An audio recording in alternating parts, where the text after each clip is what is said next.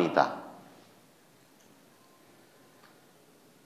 ইসলাম সবসময় মানুষদেরকে এই পাঠ পড়িয়েছেন যে এক অপরের হিতাকাঙ্ক্ষী হতে হবে, এক অপরের সহযোগী হতে হবে, এক অপরের প্রতিদ্বন্দ্বী নয়। ইসলাম সবসময় সমাজের মধ্যে ঘটিত যেই সমস্ত সমস্যাগুলি আছে সেই সমস্ত সমস্যাগুলির চিরস্থায়ীভাবে নির্মূলের ব্যবস্থা করেছে। যেই সময় দুনিয়াতে বর্বরিয়াত, জাহেলিয়াত এর প্রভাব ছিল, ঠিক ওই সময়তে ইসলাম মানুষকে এসে এমন একটা পথ দেখালো যেই পথ অন্ধকার থেকে আলোর দিকে মানুষদেরকে নিয়ে এলো, যেই পথের পথিক হয়ে জাহান্নামীর কিনারায় পৌঁছে যাওয়া মানুষগুলিও আল্লাহ পাক রব্বুল আলামিনের সুখের ঠিকানা জান্নাতের অধিকারী, জান্নাতের হকদার হয়ে গেল। কি এই কল্যাণকামিতা? যেই কল্যাণকামিতার ব্যাপারে নবী মুহাম্মদ সাল্লাল্লাহু আলাইহি ওয়াসাল্লাম স্পষ্ট বর্ণনা করেছেন, কল্যাণকামিতাই হচ্ছে মানুষের জন্য জান্নাত যাওয়ার একমাত্র পথ। আল্লাহ বলছেন, লা ইউমিনু আহাদুকুম হাত্তা তুমিন। আল্লাহ পাক রব্বুল আল্লাহ নবী বলছেন, লা ইউমিনু আহাদুকুম লা ইয়াদখুলুল জান্নাতা হাত্তা তুমিন। তোমরা জান্নাতে প্রবেশ করতে পারবে না যতক্ষণ অবধি ঈমানদার না হয়ে যাবে। আল্লাহ নবী কি বললেন? লা ইয়াদখুলুল জান্নাহ হাত্তা তুমিন। জান্নাতে প্রবেশ করতে পারবে না কতক্ষণ পর্যন্ত? ঈমানদার না হতে গেলে। ওয়ালা তুমিন হাত্তা তাহাব্বু। আর তোমরা ঈমানদার ততক্ষণ হতে পারবে না যতক্ষণ অবধি এক অপরকে ভালো না বাসবে, এক অপরের সুখ দুঃখে তুমি কাঁধ না মিলিয়ে দেবে। মানুষের ভালো মন্দতে যদি আপনাকে না পাওয়া যায় তাহলে আপনি সবকিছু হতে পারেন, ঈমানদার হতে পারবেন না। আজকে সমাজের মধ্যে আপনি দেখবেন সবচাইতে জটিল যেটা বিষয় হচ্ছে, এক মানুষ অপর মানুষের উন্নতি দেখে, এক মানুষ অপর মানুষের ভালো দেখে, এক মানুষ অপর মানুষ দুটো দুধে ভাতে খাচ্ছে, এটা দেখে সবচাইতে বেশি হিংসা হয়। তার ছেলে ফেল পড়ে গেছে, যতটা দুঃখিত নয় সে, তার চাইতে বেশি দুঃখিত পাশের বাড়ির ছেলে পাস হয়ে গেছে, এটা বেশি দুঃখ তার। আমার বেটা ফেল পড়ে গেছে, এটা অত বড় কথা নয়। তাহলে বড় কথা কোনটা? পাশের বাড়ির ছেলেটা কি হয়েছে? পাস করেছে। এটা বেশি দুঃখজনক আমার কাছে হয়ে গেছে আজকে। একবারও আমরা ভাবছি না এই সমাজ গঠনের জন্যে আল্লাহর নবী মুহাম্মদ সাল্লাল্লাহু আলাইহি ওয়াসাল্লাম নবী হলেন 40 বছর পরে। আল্লাহর নবী হলেন কত বছর পরে? দ্বীনের দাওয়াত দিলেন 40 বছর পরে, কিন্তু সমাজ সংস্করণের কাজ আল্লাহ রাসূল 40 বছর অবধি করেছেন। ইসলামের প্রচার করেছেন আল্লাহ নবী ক বছর? 40 থেকে নিয়ে 63 বা 62, 22 বা 23 বছর ইসলামের প্রচার প্রসার করেছেন। কিন্তু সমাজকে সুস্থভাবে পরিচালনার জন্য আল্লাহ নবী মুহাম্মদ সাল্লাল্লাহু আলাইহি সাল্লাম সারা জীবনই লেগেছিলেন। এক থেকে নিয়ে আল্লাহ নবী মুহাম্মদ সাল্লাল্লাহু আলাইহি সাল্লাম শুরু থেকে নিয়ে শেষ আল্লাহ নবীর যদি জীবনী পড়েন তাহলে দাওয়াতের ভূমিকা পাবেন না, কিন্তু এক থেকে নিয়ে শেষ অবধি আল্লাহ রসুলের যেই ভূমিকাটা পাবেন সেটা হচ্ছে সমাজ সংস্করণের জন্য আল্লাহ রসুল সব সময় নিয়োজিত ছিলেন। কত বড় সমস্যা ছিল! পুরো মক্কা বিন্দু বিন্দু কথাতে যারা অস্ত্র বের করত, শতাব্দীর পর শতাব্দী যখন তারা যুদ্ধ করত ছোট্ট একটা বিষয় নিয়ে, সেই মক্কার লোকেরা খানায়ে কাবা নির্মাণ হচ্ছে, হাজরে আসওয়াদ, খানায়ে কাবার যেই কালো পাথরটি হাজরে আসওয়াদ কে রাখবে ওই নির্ধারিত জায়গায়, এই নিয়ে গোষ্ঠীদ্বন্দ্ব শুরু হয়ে গেল মক্কার মাটিতে মুশরিকদের মধ্যে। আল্লাহর নবী তখন নবী হননি। নবী হওয়ার পূর্বে সমাজের জন্য আল্লাহ রসুল এত চিন্তা করতেন, এত ভাবনা করতেন। নবী মুহাম্মদ সাল্লাল্লাহু আলাইহি সাল্লাম এমন একটা বিচার করে দিলেন যে পৃথিবীর ইতিহাসে বেনজির একটি বিচার, যেই বিচারে পুরো মক্কার সর্দারেরা খুশি হয়ে গেল এবং আল্লাহর নবীকে দেখে বলল তারা, হাজা আমিন। আরে এই তো হচ্ছে আমানতদার ব্যক্তি। আল্লাহ রসুল আমানতদার ব্যক্তি 40 বছরের পরে পাননি, 40 বছরের আগেই পেয়েছিলেন। আস-সাদিক, সত্যবাদী, এই টাইটেল, এই লাকাব, এই পদবী নাম আল্লাহ নবী 40 বছরের পরে পাননি, 40 বছরের পূর্বেই পেয়েছিলেন। মক্কার কুরাইশেরা আল্লাহ নবীর প্রত্যেকটা দাওয়াতের পদক্ষেপে আল্লাহ রসুলের কাঁটা হয়ে দাঁড়িয়েছে, কথা ঠিক, কিন্তু তারা সব সময় ভাবতো যে না, মুহাম্মদ সাল্লাল্লাহু আলাইহি সাল্লাম এই নবী মিথ্যুক হতে পারে না। আজকে আমাদের ব্যবহার, আমাদের চরিত্র, আমাদের কথাবার্তা, আমরা এক অপরের জন্য কতটুকু কল্যাণকামী হয়েছি। ভয় লাগে এক ভাইকে আর এক ভাইয়ের উন্নতির কথা শোনাতে, ভয় লাগে আমি আমার বন্ধুকে আমার ভালো একটা কথা বলবো যে ভাই আমার অমুক চাকরিটা হয়ে গেছে, ভাই আমার ছেলেটা অমুক দোকান দিব মনে করছি, ভাই আমার ছেলেকে অমুক ব্যবস্থা করে দেবো মনে করছি, ভাই আমার বাড়িতে এই সমস্যা হয়েছে, এই কথাটা অপর ভাইকে বলতে আজকে আমাদের ভয় লাগে। কেননা যখন আমি তার কাছে সমস্যা নিয়ে যাব তখন সে ওই সমস্যা শুনে হাতে তালি মারবে। আল্লাহ রাসূল সাল্লাল্লাহু আলাইহি সাল্লাম আমাদেরকে ভাই ভাই বানালেন, আমাদেরকে বন্ধু বানালেন, আমাদেরকে আদর্শবান বানালেন, আমাদের হিতাকাঙ্ক্ষী বানালেন, এক অপরের কল্যাণকামী বানালেন। আর আজকে আমরা সব চাইতে নিচু স্তরের যদি কোনো জাতি হয়ে থাকে আজকে, তাহলে মুসলমানেরা। মাথা ফাটাফাটি হয় এই জাতির মধ্যে সামান্য ছাগলে তার জমির ঘাস খেয়ে নিয়েছে, এই জন্যে মাথা ফাটাফাটি হয় এই সমাজের মধ্যে। বৃষ্টির পানি এটা দিয়ে গড়তে দেওয়া হবে না, এটা নিয়ে দুই পড়োশিতে মাথা ফাটাফাটি হয়। ইস্যু কি? বৃষ্টির পানি, আল্লাহর পানি, বৃষ্টির পানি আমার জায়গা দিয়ে বয়ে যেতে দেবো না। হচ্ছে না এটা দ্বন্দ্ব? কোথায় আজকে কল্যাণকামিতা? কোথায় আজকে এক অপরের জন্য হিতাকাঙ্ক্ষী? আজকে সহ্য বীর্য আমাদের মধ্যে নাই। আবু বকর রাদিয়াল্লাহু তাআলা আনহু একটি হাদিস বর্ণনা করছেন যে একবার আল্লাহর নবীর সঙ্গে এক জায়গা চলে যাচ্ছি। কে যাচ্ছে আল্লাহর নবীর সঙ্গে? আবু বকর। আবু বকর এবং আল্লাহর নবী দুইজনই দুই বন্ধুতে চলে যাচ্ছেন একটি জায়গা। কিছু দূর যাওয়ার পরে একজন ব্যক্তি আবু বকর রাদিয়াল্লাহু তাআলা আনহুর কলারকে ধরে আজে বাজে ভাষায় গালি দিতে লাগলো। আবু বকর রাদিয়াল্লাহু তাআলা আনহুর কলারকে ধরে নিল। আল্লাহ রাসূল আবু বকরের সঙ্গে আছেন। ওই বদমাস, ওই লম্পট আবু বকর রাদিয়াল্লাহু তাআলা আনহুকে লক্ষ্য করে তার কলার ধরে, তার জামার কলার ধরে বিভিন্ন আজে বাজে ভাষায় গালি দিতে লাগলো, ভাষা খারাপ করতে লাগলো। আল্লাহ নবী মুহাম্মদ সাল্লাল্লাহু আলাইহি সাল্লাম চুপচাপ, আবু বকরও চুপচাপ। আবু বকর কিছু বলছেন না এর জন্যে যে আমার সঙ্গে তো আমার চাইতে বেশি পাওয়ারের লোক আছে, তো তিনি বলবেন। কিন্তু আল্লাহ নবী কোনো উত্তর দিচ্ছেন না। আবু বকরকে এরকম ভাবে লোকটা গালি দিচ্ছে কলার ধরে, তারপরেও প্রিয় নবী মুহাম্মদ সাল্লাল্লাহু আলাইহি সাল্লাম নীরব দর্শক হয়ে আছেন। সেই ব্যক্তি আবু বকরকে গালি দিচ্ছে। যখন আবু বকর রাদিয়াল্লাহু তাআলা আনহু দেখলেন যে আল্লাহ নবী তার উত্তর দিচ্ছেন না, তখন আবু বকর নিজেই উত্তর দিতে লাগলেন। আবু বকর কি করলেন? নিজেই উত্তর দিতে লাগলেন। আবু বকর রাদিয়াল্লাহু তাআলা আনহু যখন উত্তর দিতে লাগলেন, যেই আল্লাহর নবী আবু বকরের পাশেই দাঁড়িয়েছিলেন, যেই আল্লাহর নবী আবু বকরের পাশেই ছিলেন, আল্লাহর নবী মুহাম্মদ সাল্লাল্লাহু আলাইহি সাল্লাম আবু বকর যখন প্রতি উত্তর দিতে লেগেছে, তখন আল্লাহর নবী আবু বকরকে ওখানেই ছেড়ে দিয়ে হাঁটতে লেগেছেন। আবু বকর রাদিয়াল্লাহু তাআলা আনহু, তিনার মন খারাপ হয়ে গেল। সেই লোকটাকে কোনো রকম তার কাছ থেকে ছুটি নিয়ে ছেঁড়াছুড়ি করে আল্লাহর নবীর কাছে রেগে চলে গেলেন আবু বকর। আল্লাহর নবীকে বলছেন, আপনি কি ধরনের লোক?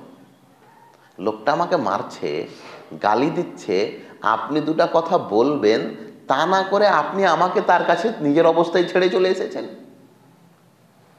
আল্লাহর নবী মুহাম্মদুর রাসূলুল্লাহ সাল্লাল্লাহু আলাইহি সাল্লাম আবু বকরকে বলছেন, হে প্রিয় ভাই, আমরা মানব জীব, আমরা এই দুনিয়ায় বসবাস করি, আমাদেরও বন্ধু বান্ধব আছে, আত্মীয় স্বজন আছে, পড়োশী আছে, প্রতিবেশী আছে, নিজের আহাল পরিবার আছে, সন্তান সন্ততি আছে, ভাই বন্ধু আছে। এক অপরের সঙ্গে কি ব্যবহার করবেন এই হাদিস থেকে আপনি দেখুন। আবু বকর আল্লাহর নবীকে বলছেন, আল্লাহর নবী, লোকটা অন্যায়ভাবে আমাকে গালি দিচ্ছিল, আমি যতক্ষণ শুনছিলাম ততক্ষণ আপনি দাঁড়িয়েছিলেন, আমি যখন শুধু তার উত্তর দিতে লেগেছি, আমি বেশি বলিনি, সে যেটা প্রশ্ন করেছে, যেটা গালি দিয়েছে তার উত্তরটা দিতে শুরু করেছি, আপনি আমাকে ছেড়ে চলে এলেন। এটা কি আপনার ঠিক হলো নবী? আল্লাহ নবী মুহাম্মদ সাল্লাল্লাহু আলাইহি সাল্লাম আবু বকরকে বলছেন, আবু বকর, সেই ব্যক্তি যখন তোমার আস্তিন ধরে, তোমার কলার ধরে গালিগুলোজ করছিল, তোমার উপরে অন্যায় করছিল, আমি আসমানের দিকে দেখছি আল্লাহ পাক রব্বুল আলামিন ফেরেশতা পাঠিয়ে দিয়েছেন তোমার আমার সংরক্ষণের কারণে। আল্লাহ পাক রব্বুল আলামিন ফেরেশতা পাঠিয়ে দিয়েছেন তোমার আমার গার্ডের জন্য, তোমার আমার দেহরক্ষী আল্লাহ পাঠিয়ে দিয়েছেন ফেরেশতাদেরকে। আমি দেখছি, আমি নীরব দর্শক হয়ে দেখছি, সে তোমাকে গালি দিচ্ছে, আমি পাশে বসে দেখছি আকাশে আল্লাহ পাক রব্বুল আলামিন আমাদের হেফাজতের জন্য ফেরেশতা পাঠিয়ে দিয়েছেন। কিন্তু হঠাৎ করে তুমি যখন উত্তর দিতে শুরু করলে, আমি আকাশে দেখছি আল্লাহ যে ফেরেশতা পাঠিয়েছিলেন আমাদের রক্ষণাবেক্ষণের জন্য, সেই ফেরেশতা চলে গেল। হে আবু বকর, যেখান থেকে ফেরেশতা চলে গেল আমিও ওখান থেকে ছাড়তে শুরু করে দিলাম। আবু বকর রাদিয়াল্লাহু তাআলা আনহু আল্লাহর নবীকে বলছেন, আল্লাহর নবী, আপনি আমাকে একটু ইশারা কেন করলেন না? সে যদি সারাদিন গালি দিত, আমি সারাদিনই গালি শুনতাম। আরে যার গার্ড, যার রক্ষণাবেক্ষণের জন্য আল্লাহ ফেরেশতা পাঠিয়ে দিয়েছেন, তার চাইতে মর্যাদা আর কিছু হতে পারে? হে প্রিয় ভাই, আমরা সেই নবীর উম্মাত, যেই নবী নিজের জাতির অত্যাচার সহ্য করতে করতে 1-2 নয় 3টি বছর গাছের পাতা খেয়ে জীবনযাপন করেছেন। শোয়েবে আবু তালিব ঘটনা পড়েন, আর এই শোয়েবে আবু তালিবের ঘটনার পরেই আল্লাহ নবী মুহাম্মদ সাল্লাল্লাহু আলাইহি সাল্লামের মাথার ছাদ ভেঙে পড়ে যায়। আল্লাহ নবী সাল্লাল্লাহু আলাইহি সাল্লামের দায়িত্ব যারা নিয়েছিলেন তারা এই জগৎ ত্যাগ করেন। শোয়েবে আবু তালিবের পরেই আল্লাহ নবী সাল্লাল্লাহু আলাইহি সাল্লামের স্ত্রী এবং তিনার চাচা আবু তালিব, এই দুইজন ইন্তেকাল করেন। সিরাত নিগার যারা আল্লাহ নবীর চরিত্র লিখেছেন, জীবনী লিখেছেন, তারা এই কথা লিখছেন যে যেহেতু শোয়েবে আবু তালিবে নবী মুহাম্মদ সাল্লাল্লাহু আলাইহি সাল্লামের সঙ্গে যারাই ছিলেন তারা শারীরিকভাবে খুবই দুর্বল হয়ে পড়েছিলেন, আর এই দুর্বল হওয়ার কারণেই আল্লাহ নবী নিজের স্ত্রী খাদিজাতুল কুবরা রাদিয়াল্লাহু তাআলা আনহা এবং প্রিয় চাচা আবু তালিবকে হারিয়েছিলেন। হে প্রিয় ভাই, আজকে কোথায় আমাদের কল্যাণকামিতা? কোথায় আমাদের সহ্য? কোথায় আমাদের ধৈর্য? কোথায় আমাদের এক অপরের জন্য হিতাকাঙ্ক্ষী? সব সময় প্রতিশোধের দৃষ্টি আমরা অপরের সম্মুখীন রাখি। আজকে আমাদের মধ্যে এমন কৃষ্টি কালচার, এমন স্বভাব, এমন ব্যবহার লক্ষ্য করা যায় যে সব সময় মনে হচ্ছে কি করে অপর প্রতিপক্ষকে, অপর প্রতিদ্বন্দ্বীকে হারাতে পারবো। এটাই হচ্ছে আমার জয়, এটাই হচ্ছে আমার খুশি। আল্লাহ পাক রব্বুল আলামিন বলছেন, ওয়ালা তাজাসসু, তোমরা মানুষের জাসুসি করো না, ওয়ালা ইয়াগতাব বাদুকুম বাদা, এবং তোমরা কি করো না, এক অপরের গীবত করে বেড়ায়ো না। কোন মানুষটাই হাদিস জানেন না, কোন মানুষটাই কথা জানেন না গীবত করতে গেলে মরা ভাইয়ের মাংস খেতে হয়? অধিকাংশ মানুষ এই ফতোয়া জানেন, এই হাদিস তার কানে গেছে, মরা ভাইয়ের মাংস খাওয়া আর গীবত করা একই জিনিস। এরপরও আমার আপনার পরিস্থিতি কি হয়েছে? হে প্রিয় ভাই, আপনি কি লক্ষ্য করেছেন? ওয়া ইন্না আলাইকুম লাহাফিদিন কিরামান কাতিবিন ইয়ালামুনা মা তাফআলুন। আল্লাহ বলছেন প্রত্যেক ব্যক্তির জন্য আমি নির্ধারিত একজন প্রহরী রেখেছি, নির্ধারিত একজন ব্যক্তি রেখেছি, ফেরেশতাকে আল্লাহ রেখেছেন। আপনি যা করেন, ভালো করেন, মন্দ করেন, দিনে করেন, রাতে করেন, প্রকাশ্যে করেন, অপ্রকাশ্যে করেন, জেনে করেন, না জেনে করেন, তাদের কাজই হচ্ছে লিখে দেওয়া। আমি আপনি পাপ করি, কিছুক্ষণে হয়তো ভুলে যাই। বলতে পারবেন সকাল থেকে নিয়ে, ফজর থেকে নিয়ে এ যাবৎ কতটি মোবাইলে গান দেখেছেন? নেই, আপনার মনে থাকবে না। আপনি বলতে পারবেন কত মিথ্যা কথা বলেছেন? না, পারবেন না আপনি। আল্লাহ পাক রব্বুল আলামিন বলছেন আহসাহুল্লাহ ওয়া নাসুহু, আল্লাহ ঠিক ঠিক এগুলোকে লিখে রেখেছেন, কিন্তু মানুষেরা পাপ করার পরে ভুলে গেছে। আপনি ভুলে যেতে পারেন, উমুকে কি করেছি, তুমুকে কি করেছি। আল্লাহ প্রত্যেকটা সেকেন্ড, প্রত্যেকটা মুহূর্ত, প্রত্যেকটা বিষয়কে সুন্দরভাবে লিখে রেখেছেন। শুধু লিখেই রাখেননি, এই সমস্ত জিনিসগুলি আপনাকে একদিন দেখানো হবে, আপনি সেটা দেখে সন্তুষ্ট হবেন। এমনটা নয় যে আপনি সেটাকে অস্বীকার করবেন। আল্লাহ নিজের ভাষায় বলছেন, ফাতারাফু বিযামবিহিম ফাসুকাল লিআসহাবিস সাঈর। আপনি এতেরাফ করবেন, আপনি বলবেন যা করেছি সবই লেখা আছে, ঠিকই লেখা আছে, ভুলভাল কিছু লেখা নেই। এমনটা নয় আমি এটা করিনি তবু আল্লাহ লিখে দিছে না। ফাতারাফু বিযামবিহিম, আপনি আপনার নিজের পাপের ব্যাপারে আপনি এতেরাফ করবেন, মেনে নেবেন যে হ্যাঁ এগুলো করেছি, তার জন্য লেখা আছে। হে প্রিয় ভাই, একবার দেখুন না আশেপাশের পরিস্থিতিগুলি। 5 ওয়াক্তের নামাজ পড়ার নাম শুধু মুসলমান নয়, মুসলমান এটাও পাশের বাড়িতে কোনো বিপদ আপদ হয়েছে আর আপনি শান্তির নিঃশ্বাস নিচ্ছেন, এটা কোনো মুসলমানের চরিত্র হতে পারে না।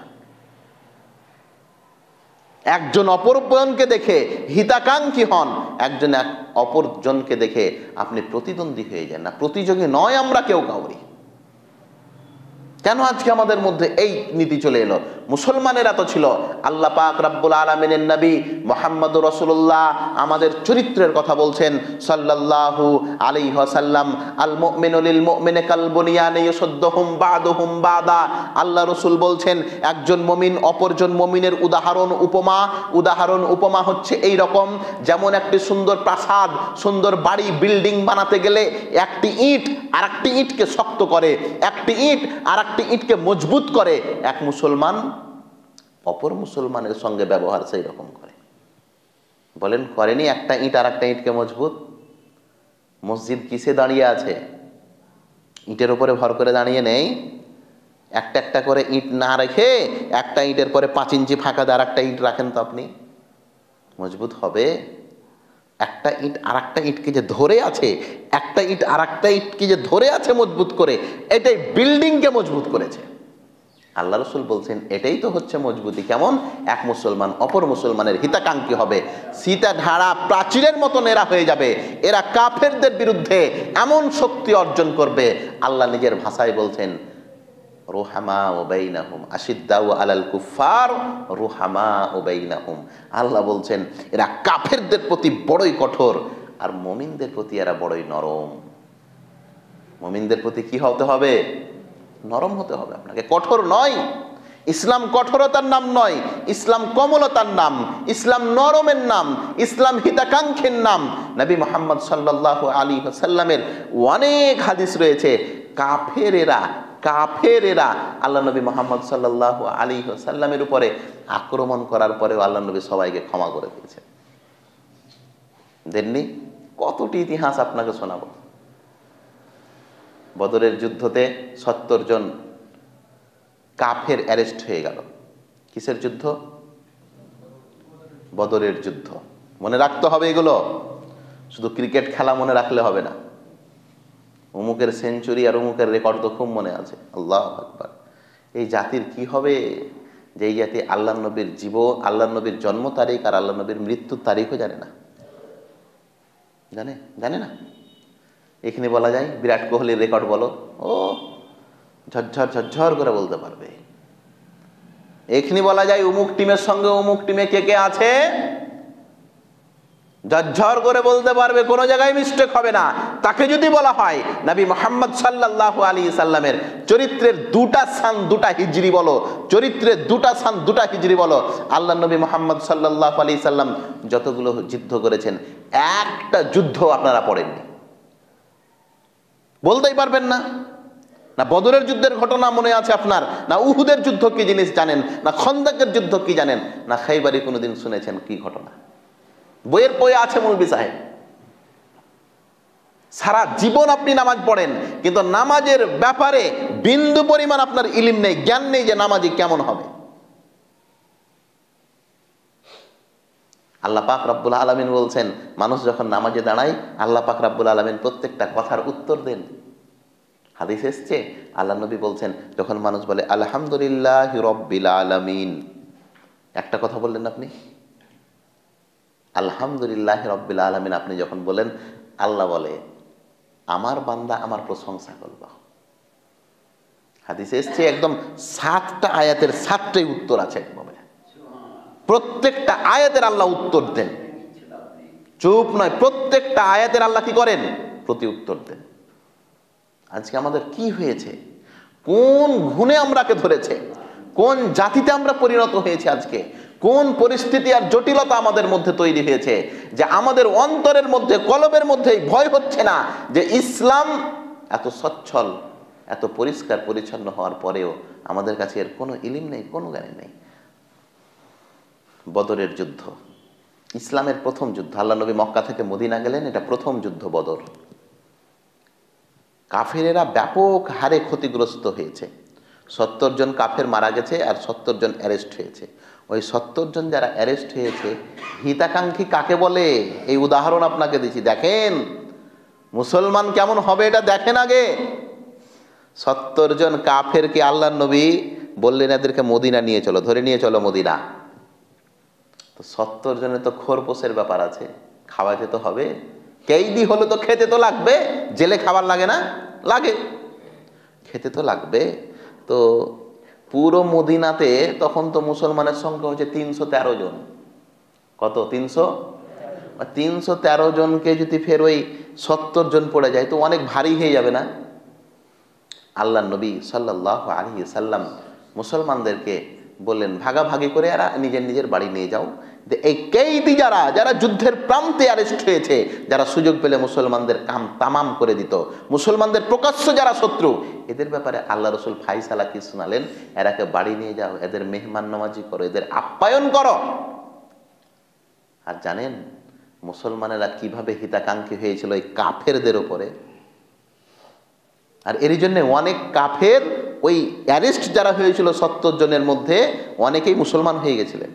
তারা নিজে মক্কার মদিনার মাটিতে তারা নিজে কমা খাবার খেতেন আর উন্নত মানের খাবার খাওয়াতেন এই কয়েদিদেরকে, যারা বদরের যুদ্ধে কাফেরেরা 70 জন অ্যারেস্ট হয়ে গেছিল, এরাকে ভালো খাবারটা দিতেন আর খারাপ খাবারটা ওরা বাড়িতে খেতেন।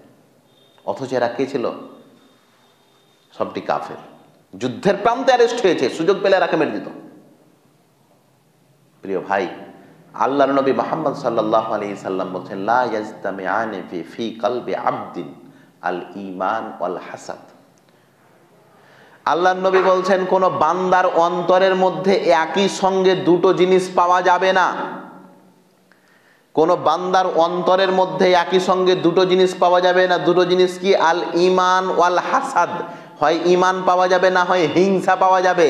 আপনার অন্তরে যদি হিংসা আছে তো ঈমান নেই, যদি ঈমান আছে তো হিংসা নেই। আপনি আপনার অন্তরের খবর বলেন, যদি ভাইয়ের জন্য হিংসা থাকে আপনি বেঈমান হয়েছেন, ঈমান আপনার মধ্যে নেই। আর যদি হিংসা না থাকে তাহলে ঈমান আছে। কোনটা আছে বিচার আপনি করবেন। আল্লাহ নবী সাল্লাল্লাহু আলাইহি সাল্লাম বলছেন লা ইয়াহিল্লু লিমুসলিমিন আন ইয়াহজুরা আখাহু ফাওকা সালাসাতি লায়ালিন। কোন মানুষের জন্য বৈধই নয় যে কোন মানুষ তার অপর ভাইয়ের সঙ্গে 3 দিনের বেশি কথা না বলে থেকে যাবে। প্রিয় ভাই, ইসলাম দেখুন মানুষের পারিবারিক বিষয়গুলিকে ইসলাম কত গভীরভাবে বুঝেছে। একজন মানুষ অপরজন মানুষের সঙ্গে দুটি কথা হতে পারে, কথা বলা বলিও বন্ধ হতে পারে, দুটি কথা এদিক ওদিক হতে পারে, কথা বলা বলিও বন্ধ হতে পারে। কথা বলা বন্ধ হওয়া হয়ে এটা বড় বিষয় নয়, কিন্তু ইসলাম এটা সীমানা দিয়েছে, ইসলাম একটা সময় দিয়েছে। কথা বলা বলি বন্ধ হতে গেলে এর সীমানা 3 দিন। সারা জীবন কথা না বলে সারা জীবন থাকা যাবে না। হাদিসের মধ্যে ওই হাদিসের শেষ অংশটা আল্লাহ নবী মুহাম্মদ সাল্লাল্লাহু আলাইহি সাল্লাম বলছেন ইয়াজতামিআনি ফায়ুরিদু হাদা ওয়া ইউরিদু হাদা।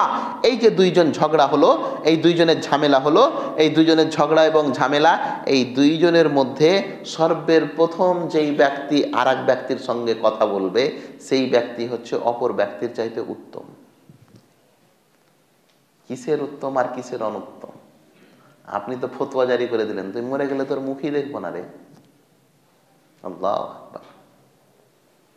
এই হচ্ছে আমাদের সমাজ। প্রিয় ভাই, আপনি কবরে যেয়ে দেখে আসেন, কিচ্ছু চিনা যায় না। কোনটা গ্যাস কোম্পানি আর কোনটা গ্যাস কোম্পানির চাকর চিনা যায়? না, কোনটা মালিক আর কোনটা চাকর সেখানে চেনা যায় না।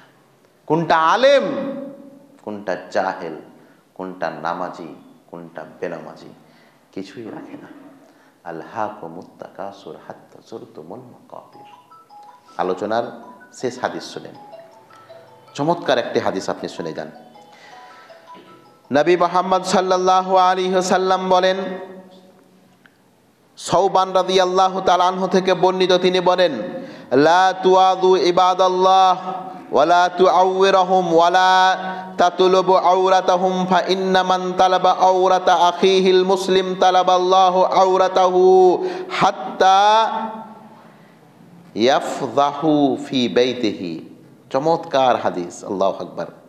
মুসনাদ আহমদের এই হাদিসটি সাওবান রাদিয়াল্লাহু তাআলা আনহু থেকে বর্ণিত। শুনেন হাদিসটি, চমৎকার একটি হাদিস। সাওবান রাদিয়াল্লাহু তাআলা আনহু থেকে বর্ণিত, তিনি বলছেন যে তোমার কোনো ভাইকে কষ্ট দিও না। তোমরা কি করো না? তোমার কোনো ভাইকে কষ্ট দিও না। তোমরা তোমার কোনো ভাইকে লজ্জিত করো না। তোমরা তোমার কোনো ভাইয়ের গোপন বিষয়গুলো নিয়ে লাড়াহাঁটা করো না। গোপনই রাখতে দাও। মান সাতারা মুসলিমান সাতারা আল্লাহু ফিদ দুনিয়া ওয়াল আখির। মানুষ যদি কাউরি গোপন জিনিসকে ঢেকে দেয়, তো আল্লাহ বলে, আচ্ছা থাক, তারও গোপন জিনিস আমি ঢেকে দিলাম। আপনি দেখেছেন যে হ্যাঁ, ওই লোকটা পাপের মধ্যে নিমজ্জিত। ভাই, ওই পাপের মধ্যে নিমজ্জিত ওই আছে, তো আপনার ঘাড়ে পাপ চাপানো হবে না। কিন্তু ওই কথাটা যে আপনি চায়ের দোকানে বলে বেড়াইলেন না, এইবার ব্যাপার আপনার এটকে গেল। এতক্ষণ ছিল তার সঙ্গে সম্পর্কিত, মদখোর, জুয়াখোর, উমুখোর, লটারিখোর, যা ছিল বোঝা তার উপরেই আছে। আপনি শুধু চায়ের দোকানে বলেছেন, বাস, আর ওর সঙ্গে সম্পর্কিত নেই, আপনিও চলে এলেন তার পাল্লাতে।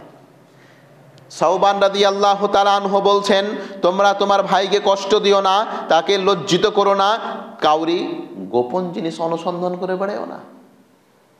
কার কি হয়েছে, কার কি হয়নি, আল্লাহু আকবার। সমাজ দেখেছেন, আপনার বাড়ির পাশের বাড়িটার 12টা অবধি বল আজকে বন্ধ হয়নি, রাত 12টা অবধি কি হয়নি, বল কারেন্ট বল বন্ধ হয়নি, কিন্তু ঘুমায় তখন বন্ধ করে দেয়। আজকে যে 12টা 1টা অবধি বল বন্ধ হয়নি, আপনি জান্নাত দিয়ে খালি 14 বার করে দেখছেন, কিছুই আজকে হয়েছে। যেমনই ফজর হয়েছে, ফজরের আজান হয়েছে, আপনি ছুটলেন, খবর তো নিতে হবে আমাকে। কি নীতি তৈরি হয়েছে আমাদের মধ্যে।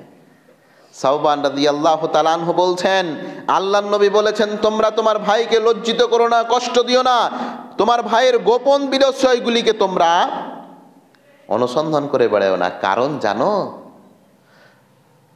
ফাইন্নাহু মান তালাবা আওরাতা আখিহিল মুসলিম। কেননা যদি কোনো ব্যক্তি তার মুসলিম ভাইয়ের গোপন জিনিসগুলি অনুসন্ধান করে বেড়ায়, তালাবাল্লাহু আওরাতাহু, তাহলে আল্লাহ তার গোপন জিনিসগুলোকে বের করে দেন। আপনি পরের গোপন জিনিস দেখে বেড়াচ্ছেন, তো আপনার গোপন জিনিস কে বের করবে? আপনি তো নারী নক্ষত্র পারবেন না, একটা মানুষের নারী নক্ষত্র বের করতে পারবেন না। আপনি কোনো ব্যক্তির ব্যাপারে এতটা নিশ্চিত হতে পারবেন না সেই কতটা পাপের মধ্যে নিমজ্জিত, কিন্তু আল্লাহর ব্যাপারটা আপনি জানেন। আপনার নারী পুঁথি বের করে ফেলে দিবে। আল্লাহ বলছেন, যেই ব্যক্তি মানুষের দোষ ত্রুটি খুঁজে বেড়াবে, আল্লাহ তার দোষ ত্রুটিকে মানুষের সম্মুখীন প্রকাশ করবে। এখানেই যথেষ্ট ছিল, কিন্তু এর চাইতে অধিক আপনাকে শাস্তি দেওয়া হবে। কি জানেন? শেষের কথাটা শুনেন, আল্লাহ নবী বলছেন, হাত্তা ইয়াফজাহু ফি বাইতিহি। যে পরের দোষ খুঁজে বেড়াবে, আল্লাহ তো তার দোষকে প্রকাশ করবেই, অতিরিক্ত একটা শাস্তি আর কি হবে, এক উপরে এমন আযাব চলে আসবে, এমন আযাব আসবে আর ওপরে, যে নিজের বাড়িতে আল্লাহ একে অপমান করবে। একে কি করবে? নিজের বাড়িতে মান সম্মান পাবে না। নিজের সন্তান, সন্ততি, স্ত্রী, বেটি মাটি সবারই কাছে সম্মানহীন একজন ব্যক্তি হয়ে যাবে। কে? এর জন্য দেখবেন সমাজের মধ্যে এরকম লোক নেই। অনেক লোককে আপনি শুনবেন, এই কথাটা তোমাকে কে বলেছে, না তো অমুক, ও বাদ দে, 100টার মধ্যে 90টাই মিথ্যা কথা বলে। ওই এরকম লোক কিছু নাই?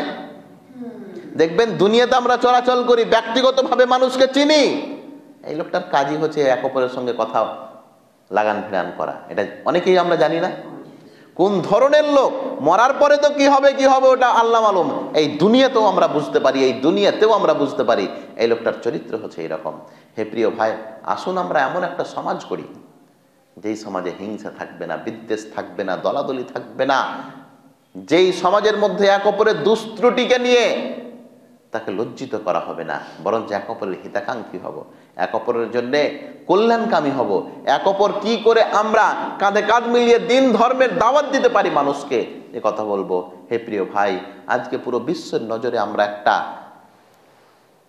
হাস্য কৌতূহল হয়ে তৈরি হয়ে আছি। আপনি দেখেন পুরো বিশ্ব আজকে কাফের গোষ্ঠী একদিকে। আপনি কি মনে করছেন ইসরায়েলের সঙ্গে শুধু ফিলিস্তিনের লড়াই হচ্ছে? ফিলিস্তিন শুধু ইসরায়েলের সঙ্গে লড়ে না, ফিলিস্তিন লড়ছে আমেরিকার সঙ্গে, ফিলিস্তিন লড়ছে ইসরায়েলের সঙ্গে।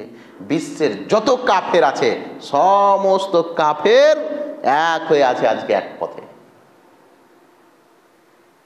আল্লাহ পাক রব্বুল আলামিনের এটা আদেশ। আল্লাহ রব্বুল আলামিন এই কথাই বলেছেন, কাফেরেরা যখন মুসলমানদের বিরুদ্ধে লড়াই করবে তখন তারা সব এক। আপনাকে দেখে মনে হচ্ছে এটা হিন্দু, এটা জৈন, এটা বৌদ্ধ, এটা ইহুদি, এটা খ্রিস্টান, এটা হেন, এটা তেন, আপনাকে দেখে মনে হচ্ছে এটা এখানে মুসলমানদের সঙ্গে কিছু হোক, তারা সবটি এক, সবাই এক, তারা এক প্ল্যাটফর্মে। ওয়ালান তারদা আনকাল ইয়াহুদ ওয়ালান নাসারা হাত্তা তাত্তাবিআ মিল্লাতাহুম। ইহুদি খ্রিস্টানেরা কোনোদিনই তোমাদের বন্ধু হবে না যতক্ষণ অবধি তোমরা তার ধর্মের অনুসারী না হয়ে যাবে।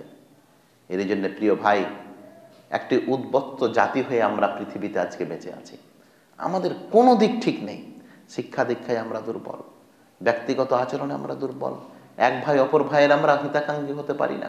প্রত্যেকটা জায়গায় আমরা আজকে এমন হয়ে দাঁড়িয়ে আছি, মনে হয় না যে এই জাতি একদিন পুরো বিশ্বের উপরে খেলাফত রাজত্ব কায়েম করেছিল, মনে হয় না। মনে হচ্ছে আজকে এরাকে দেখে পুরো বিশ্বের মধ্যে সবচাইতে বেশি মার যদি কাউরা খাচ্ছে তো মুসলমানেরা। আপনি বলেন পুরো বিশ্বতে যেখানে দেখবেন আপনি সবচাইতে বেশি মার খাচ্ছে কারা? এরাই।